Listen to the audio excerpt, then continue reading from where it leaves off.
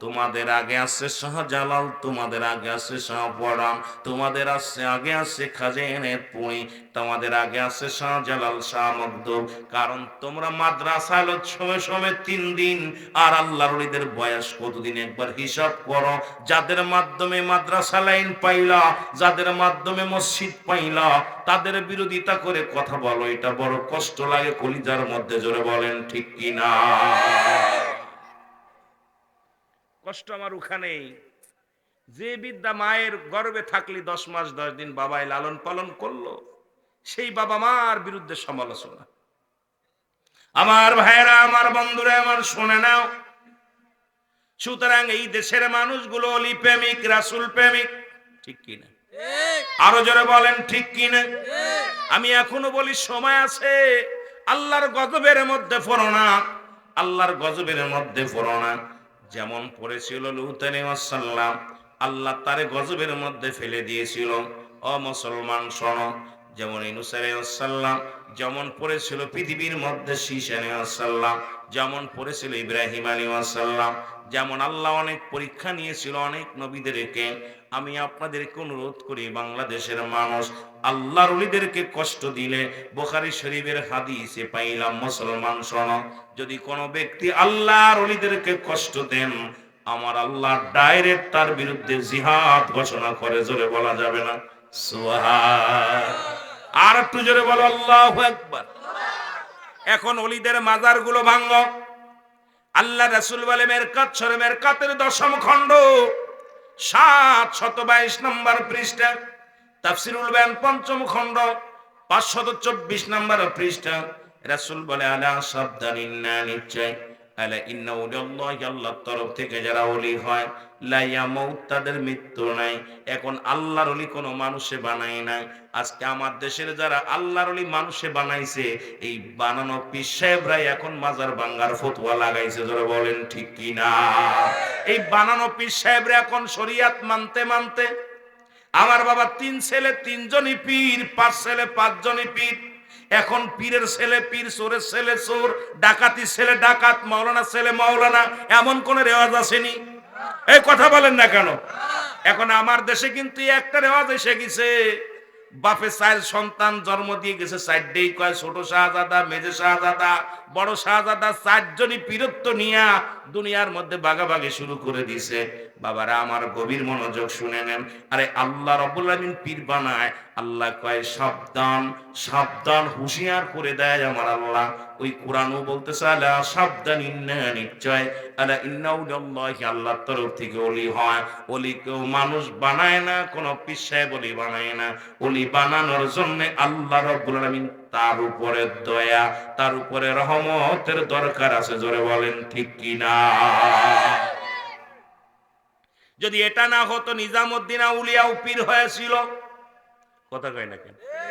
আল্লাহ রাব্বুল আলামিন এখন আমার দেশের এই সমস্ত শরিয়াত ছেড়ে দিলে কাফের, তরিকা ছেড়ে দিলে মুসলমান, তরিক শরিয়াত ছেড়ে দিলে কাফের, মারেফাত ছেড়ে দিলে ফাসিক, তরিকা ছেড়ে দিলে পথভ্রষ্ট মুসলমান, হাকিকত ছেড়ে দিলে জীবনটাই বরবাদ।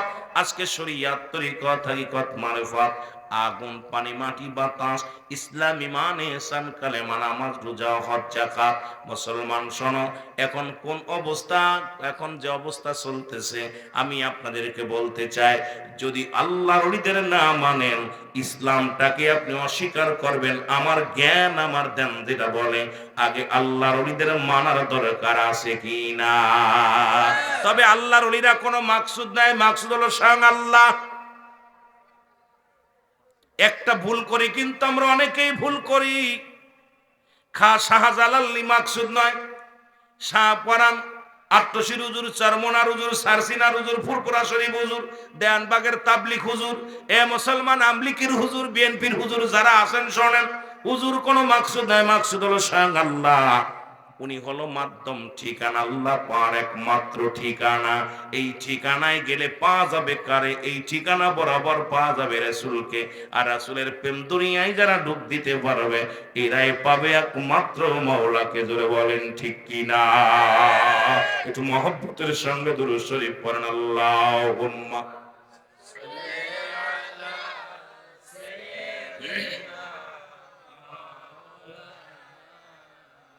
وعلى آل سيدنا।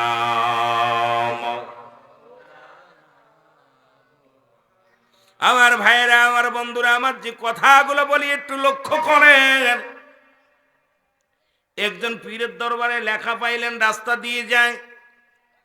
পীরের দরবারে যদি কোনো ব্যক্তি গোলামি করে, জানমাল কোরবানি করে যদি কেউ খেরবত করে, আল্লাহ তাকে হয় পৃথিবীর বাদশাহী দান করে, রাজত্বই দান করে, আর না হয় তাকে মুরাদ ফকির বানায়া দেয়। মুরিদ এই কাগজটা পাইয়া বড় যত্ন করে উঠাইলেন। কথাগুলো মনে রাখবেন, আমি আস্তে আস্তে আলোচনার মধ্যে যাই। শরীয়তের আলোচনা সারা জীবন করে গেলাম।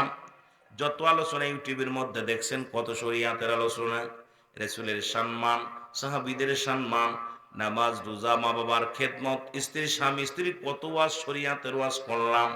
আজকে একটু লক্ষ্য করেন, আল্লাহর ওলিদের ভিতরে কোলা খেদমত করলে, গোলামি করলে কি পাওয়া যায়, এই বিষয়ের উপরে একটা কথা আমি বলে যাই রে মুসলমান। এই কাগজটনি পাইলেন, লেখা দেখলেন, পীরের দরবারে গোলামি করলে কি হয়, জানমাল কুরবানি করলে আল্লাহ তারে বাদশা বানায় দেয়। উনি বাড়ি গেলেন, বাড়ি যাইয়া জমা জমি যা ছিল সব বিক্রি করলেন। বিক্রি করিয়া পীরের দরবারে নিয়ে বললেন, হুজুর এই নেন, আমি আপনার কাছে আমার বাড়ি ঘর জমি জমা যা ছিল সব কিছু আপনারা দিয়ে দিলাম। হুজুর জমি জমা পায়া বললেন, বাবা ঠিকই করেছো। বলে, হুজুর আমি আপনার কাছে আইছি, বড় মনে একটা আশা আছে। পীরে বলে, বাবা কি আশা নিয়ে আসছো? বলে, হুজুর এই কাগজটার মধ্যে দেখলাম পীরের দরবারে জানমাল কুরবানি করে খেদমত করলে বাদশাহী হওয়া যায়। আমার মনে বড় শখ, এই দেশ পরিচালনা করব, আমি বাদশাহী হব। এই আশা করে আপনার কদমের মধ্যে আসি। জোরে বলা যাবে না মারহাবা? একটু মহব্বতের সঙ্গে দুরূদ শরীফ পড়েন, আল্লাহুম্মা।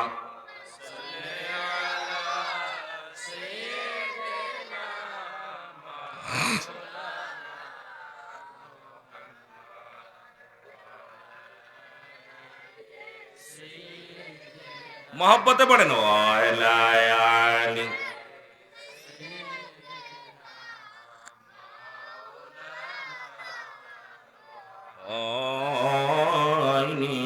ক হবে না গো এমন সজন,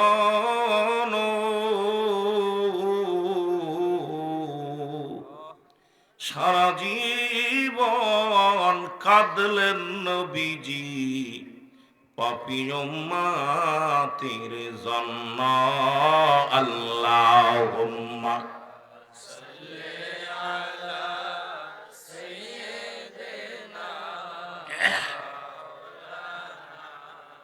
ওয়ালা আলি সাইয়্যিদিনা।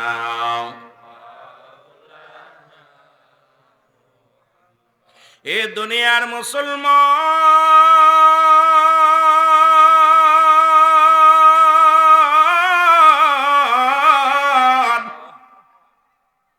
পীরে বললেন, বাবা যদি তুমি ধনী হতে চাও, নিয়ত করেছো এই দরবারে 12 বছর গোলামি করা লাগবে। জোরে বলা যাবে না আল্লাহ?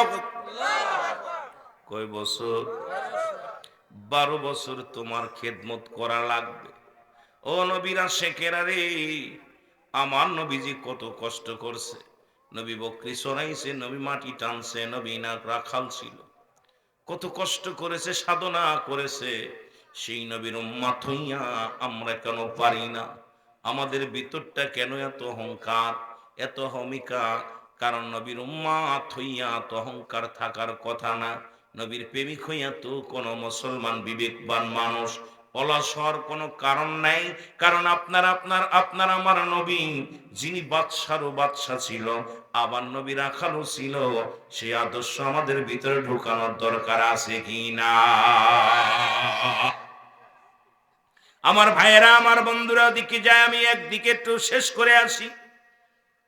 12 বছর কয় বছর? 12টা বছর অক্লান্ত শ্রম দিলেন। খানা খায় না, দিনে এক বেলা খাবার, মাত্র দিনে এক বেলা খাবার দেয়। সারাদিন শুধু শ্রম, সারাদিন শ্রম।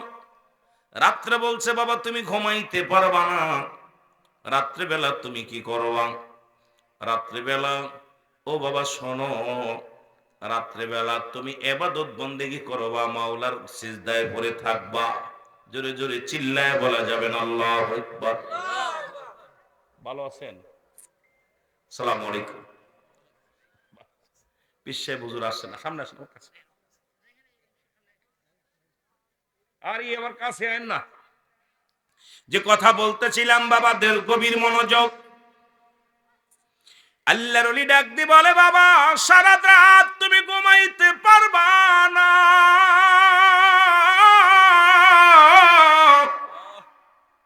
সারা রাত জেগে তুমি মাওলার প্রেমের সাধনা করবা। 12টা বছর পার হয়ে গেল অনেক কষ্ট করে, দিনে এক বেলা খাবার খায়। 12টা বছর পার করে বলে হুজুর, হুজরার মধ্যে যে দাঁড়াইলেন বাবা, আমার 12টা বছর পার হয়ে যাবে, সকালবেলা বিদায় হয়ে যাব, বিয়ে করলাম না, সংসার করলাম না, জমি জমা যা ছিল বিক্রি করে আপনার কদমে দিছি, এখন তো বিপদে আছি হুজুর, আগামীকাল 12 বছর পূর্ণ হয়ে যাবে, আমি বাড়িতে যাব। হুজুর বললেন বাবা তুমি যে খেদমত করেছো, যে সাধনা করেছো, ইয়া দ্বারা কিছু পাওয়া সম্ভব নয়, আরো 12 বছর গোলামি করা লাগবে। জোরে জোরে চিল্লায় বলা যাবে না সুবহানাল্লাহ। এখনো তোমার ভিতরে থেকে তাকাব্বারি দূর হয় নাই, অহংকার দূর হয় নাই, অহমিকা দূর হয় নাই, তুমি মাওলাকে এখনো সন্ধান করতে পারো নাই। আল্লাহর একটা বাড়ি আছে, সেই বাড়িটা তুমি চিনতে পারো না। খালি মসজিদে যায় আল্লাহ আল্লাহ করো, মনে করো আল্লাহ বুঝি মসজিদের ভিতরে, আর কোথাও নাই।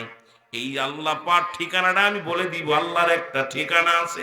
কোথায়? মুমিনের কলবের মধ্যে। আমার দেশের এক বক্তা দেখি ওয়াজ করে, আর কয় কি কয়, কথা হই না বড় কষ্ট পাইলাম যে আমি যদি সংসারেরও চাপে পড়ে হারাম হালাল কত খায়, আমি যদি দজকে যাই তুমি থাকবা কোন জায়গায়? নাউজুবিল্লাহ বলেন না, আরো জোরে। আমি কই বক্তা তোরে আগে পিটানোর দরকার, জুতো মারার দরকার। কারণ আল্লাহ রাব্বুল আলামিন কোন বান্দার ভিতরে কার ভিতরে থাকে এইটা আগে চিনতে হবে। আল্লাহ কোন মুসলমানের ভিতরে নয়, আল্লাহ কোন মানবের ভিতরে নয়, আল্লাহ থাকে মুমিনের কলবে। জোরে জোরে চিল্লায় বলেন ঠিক কি না? ওফি আনফুসিকুম আফালা তুবসিরুন। ওই মৌলবী, আল্লাহ কয় আমি আসি, আমার ঠিকানা হলো মুমিনের কলবে। এখন মুমিন তো কখনো জাহান্নামে যাবে না, কোনে যাবি আমার আল্লাহ শোন। তুই আল্লাহরে কোথায় ঢুকাইলি বেঈমান? ও আবার বলে, সে আবার পীর সাহেব দেখলাম বড় বড় ওয়াজ করে, বড় কষ্ট পায়, গিবাত করতে চাই না, কারণ এই সমালোচনা করার অভ্যাস আমার নাই। কয় আল্লাহ মানুষ দিয়ে মানুষ বানাও, তুমি থাকো কোন জায়গায়? আরে ভরা ফড়া কোন জায়গা থাকবি? খোঁজে কাল্লা আছে এক জায়গায়, সেটা খুঁজতে গেলে আগে মাওলারে খুঁজতে হলে মুসলমান আগে দিল দরিয়ার মধ্যে ডুব দিতে হবে, আর ডুব দিলে পাওয়া যায় মাওলার সন্ধান। জোরে জোরে চিল্লায় বলা যাবে না ঠিক কিনা? অ্যারিস্টটল সক্রেটিস বই লেখা পার কয় নো দাই সেলফ, মানারাফান নফস, নিজের নফসকে চিনতে হবে, কালবু সালিম, আত্মাকে প্রসিদ্ধ করতে হবে। এখন তুমি অন্যরে নিয়ে বারবারই করলে সম্ভব নয়। আল্লাহ কোথায় থাকে শোনো, আল্লাহ থাকে ঈমানদার মুমিনের কলবে। জোরে বলেন ঠিক কি না? আর মুমিনদের জন্য আল্লাহ পাক বলেন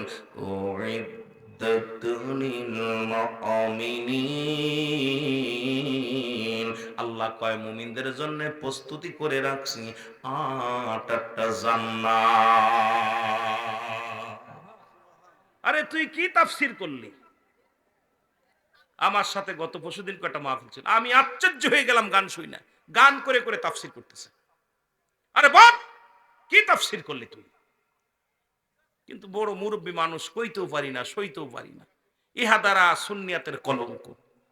আমি মনে সুন্নিয়াতের কলঙ্ক, অন্য বক্তারা ওরা গানের তাফসীর করে, বড়া ফড়া কইল কি?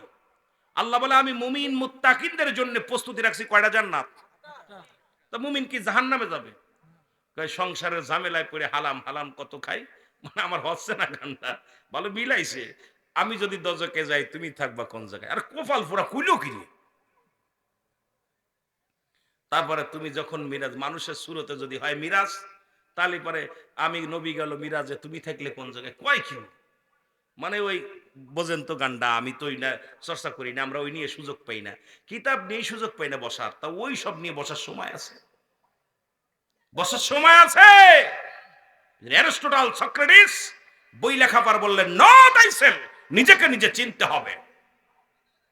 আমাদের কুষ্টিয়ার লালন নাম শোনেন নাই? লালন শুনছেন? লালন কি বলে জানেন? নিজকে আপনাকে চিনতে পারলে যাবে অচিনারে চিন, আগে নিজকে চেনো, নিজকে চেনো। এই জন্যে অন্যের পাশে দৌড়ায় লাভ নেই। 3.5 হাত বডিটাকে আপনি গবেষণা করেন। এই গবেষণা করলে আপনার বডি প্রমাণ করে দিবে কিসের জন্য এই হাতটা, কিসের জন্য দিয়েছে হাতটা, কিসের জন্য চোখ দিয়েছে, কিসের জন্য চোখ দিয়েছে, হাত দিয়েছে, পা দিয়েছে, এ কিসের জন্য দিল, সব বলে দিবে। আমার ভাইয়েরা, আমার বন্ধুরা, আমার গভীর মনোযোগ, যে কথা বলতেছিলাম, দরদি বন্ধু শুইনালা ডাক দে বলে, বাবা তুমি যে সাধনা করেছো এই সাধনায় মওলাকে পাওয়া সম্ভব নয়। বাবা কি দিব তোমারে? আরো 12 বছর। বলে হুজুর আরো 12 বছর যদি খেদমত করি আপনার দরবারে, আমি তো শেষ হয়ে যাব, মারা যাব, কারণ আমার তো কঙ্কাল দেহখানা বানায় ফেলেছেন। আরে মুসলমান, আল্লাহকে পাইতে অনেক সাধনা করা লাগে। জাগ্রত পরাণ যার মরে না সেজন, দৈহিক মরণ যে মরে না সেজন, জাগ্রত পরাণ যাহার মরে না সেজন। জোরে জোরে চিল্লায় বলা যাবে না আল্লাহু আকবার।